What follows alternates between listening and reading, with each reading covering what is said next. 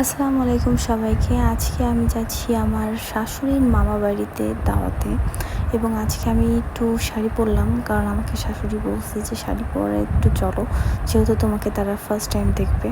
তো আমাকে কেমন লাগছে বলবেন। অল্প কিছুক্ষণের মধ্যে আমরা চলে আসছিলাম আমার নানা শ্বশুরের বাড়িতে। এটা অনেক ওল্ড একটা হাউস। হালকা পাতলা কিছু নাস্তা দিয়েছিল। লাঞ্চে বসবো ওই সময় কারেন্টটা চলে গেছিলো, তাই ফ্ল্যাশ অন করে ভিডিওগুলো করা। ফার্স্টে ছিল ইলিশ মাছ বেগুন ভাজি। কড়া করে ইলিশ মাছ ফ্রাই হলো আমার সব থেকে ফেভারিট, আর সাথে যদি হয় বেগুন ভাজি। ছিল ডিমের কোরমা, যেটা অনেক ইয়াম্মি ছিল। তারপর চিকেন ছিল, আর রান্নাগুলো এতটা মজা হয়েছিল কি বলবো। তারপর এই যে গরুর মাংস, ওয়াও।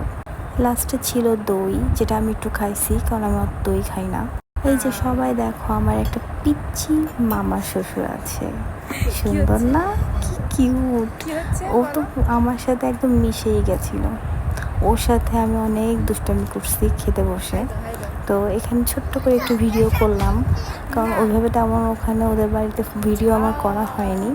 তো এই তো, এইভাবে আমরা ওই দিনটা পার করছি। ভালো লাগলে like comment share. Thank you.